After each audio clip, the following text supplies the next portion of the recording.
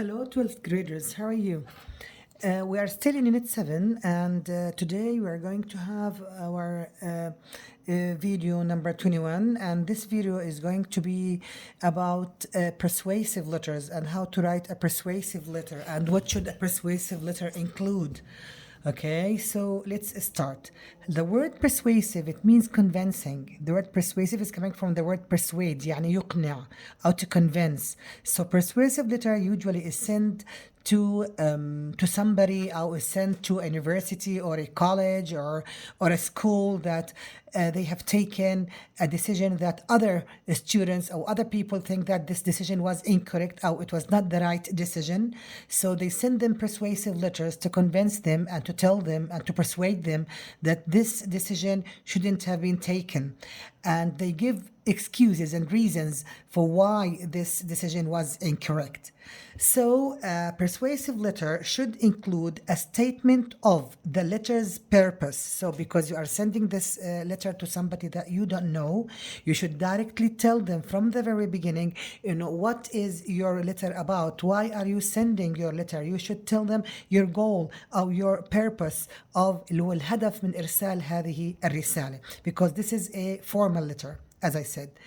Number 2, a persuasive letter also should include a brief and concise, okay, يعني direct, straight statement of the problem. يعني you should at the beginning tell them what is the problem, why are you complaining, what is the thing that you want to persuade them that it was not taken correctly, or this was an incorrect decision. So you have to have a brief and you have to be brief and concise, يعني direct to the point, okay, of the problem.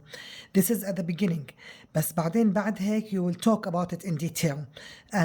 Number 3, a detailed description of the problem. Now you have to start in the body paragraphs. You have to start telling these people why their decision was not correct or was incorrect or was not the right decision. So you start to talk about it in detail and you give reasons. You give convincing reasons why they should change it into something else and so on. And then because you are against this decision and you did not agree on this decision and because you believe it was an incorrect decision, okay, طيب, okay, so give them or propose to them some solutions, suggest solutions. So what are the solutions? What do you think are the solutions? Give them some solutions, substitutes for this. And again here you have to talk and you have to write in a polite manner and formal language, since you are sending them these letters to some formal people that you don't know, but they could be directors, they could be principals, they could be first teachers. So you have to be polite and you have to talk in a very polite manner so that they will be convinced and they will agree on what you say, okay? And your language, طبعا, of course, it should be formal as well. Then a restatement of the problem at the end. So at the end, again, you remind them of the problem. And then before you finish or before you sign out, a plea. Yani as if you are telling them, please, please, you are asking them, okay? I look forward to hearing from you regarding a solution to this issue. Yani I'm waiting to hear your point of view. I'm waiting to hear your new decision. I'm waiting to hear from you what you decided about it after I've told you all about the old decision. And then we have formal sign off, of course. Since you start formally, you have to end your letter also in a formal way. So let's start. هلا, first of all we have here the greeting اللي هي التحية.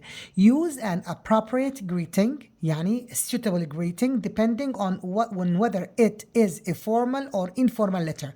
لازم نبلش احنا بالgreeting تكون مناسبة. سواء إذا كنت أنت informal تقول له hi, hello, hi dear. But if you are formal, no, you have to talk formally and you have to write formally and you have also to write the formal way. Here, because it is a formal letter, we say dear Mr. Hamad, dear Mr. Hamad, okay? طيب, then the introduction. In the introduction, state why you are writing. And as we said, we have to tell them from the very beginning the statement. We have to give them a statement of the letter's purpose, reason. So somebody doesn't know you. Why are you writing to him or to her? So you have to start with the purpose. Okay? So I am. لاحظوا هون I am مش I'm. I don't have abbreviations. ما عندي اختصارات. دائما بيكونوا بالfull form.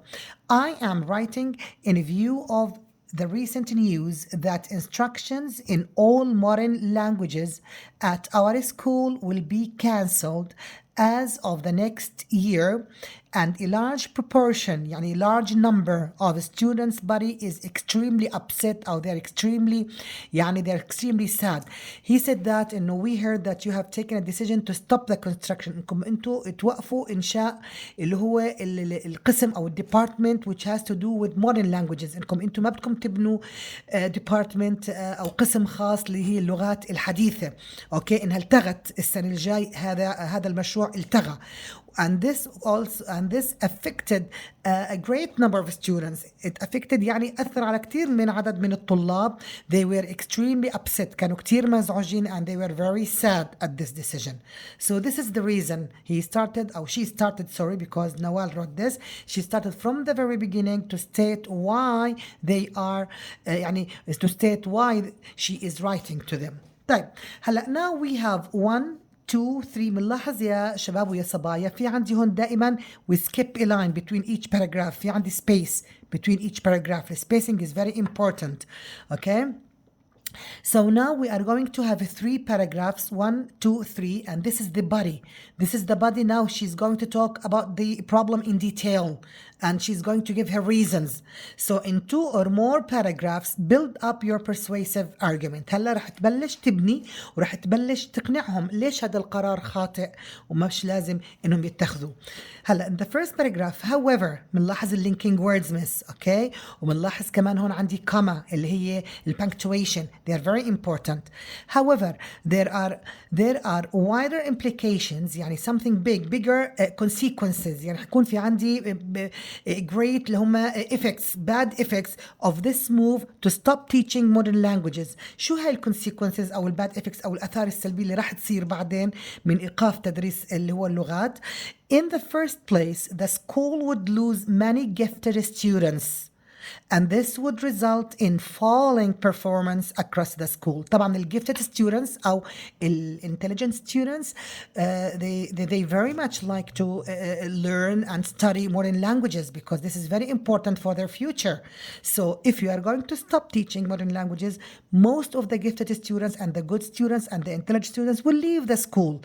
And when these good students when they leave school معناته performance of the school will be affected. Okay, it will fall down. It fall down. Okay, across the school, and this is very bad. This is very bad regarding the school. Now she's continuing. She's giving more reasons.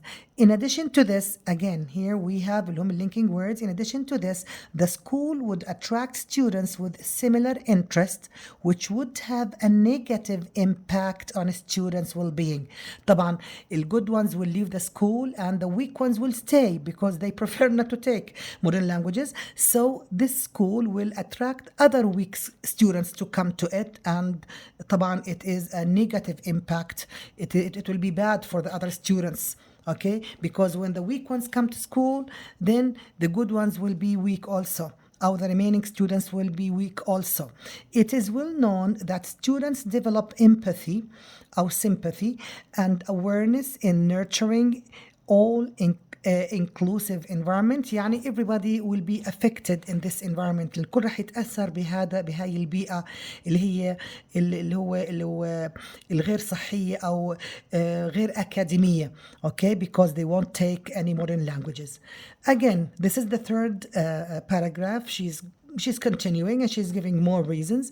Most worryingly, modern languages is a department which is growing in popularity.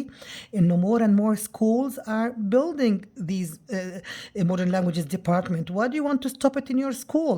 Okay, but why it has become more and more popular as global job opportunities فرص العمل في العالم become more and more attainable. Now, if the student have languages, then he will have better job opportunities in the future. رح يكون في عنده فرص للعمل أفضل, because the new jobs will ask for somebody who speaks languages. Okay, I am sure that you would not wish them, you would not wish your students who did not study any modern languages to be disadvantaged. Okay, because they won't get those good opportunities. Why?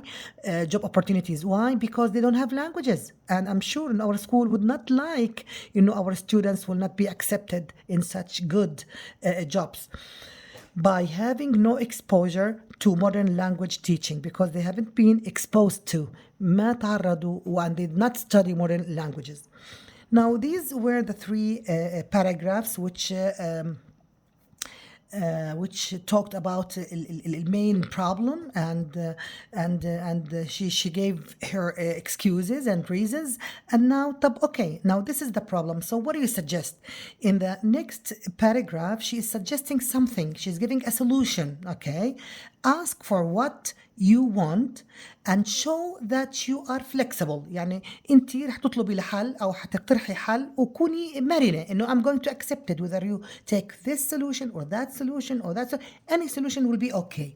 طيب, therefore, if language teaching must be done by way of after school or lunchtime clubs, so be it. يعني إذا أنتم بدكم تدرسوا هاي اللغة ما في وقت في المدرسة، في المدرسة بتحبوا درسوها في وقت اللانش تايم because they're in Europe أو okay, they take about 1 hour or more as a lunch time. So she said that we are ready to take languages during the lunch time. Okay, we have no objection. It's okay with us. So be it. Or maybe if we can come after school to take these classes, language classes, it's okay. Let it be. We are ready. But cutting this area of study completely, but refusing it, but canceling the whole thing, بس إنكم أنتوا تلغوا تماما, would be detrimental. يعني it means detrimental, it means it will be very bad. It will be devastating to both the school and students. It will be very bad, and it will have bad effects on the student and on the school, because the school will lose its reputation. راح تفقد طبعا اللي هي سمعتها. هلا, finally, this is the sign off. We are now going to finish the letter sign off. Add a sentence of good wishes before you sign off, matching your greeting. يعني أنت بلشت greeting formally, you have also end your letter and you should sign off برضو formally. I hope you will consider this letter when deciding the future of our school. Please read the letter and reconsider it. Please rethink of the whole thing. Thank you. Again, as you can see, she's very polite. And then the signature at the end, yours sincerely, or yours, yes, yours sincerely, for example, or yours faithfully, comma, Nawal Muhsin. That's all for a persuasive letter. Thank you very much. Until we meet in the next class, I wish you a video. I wish you the best.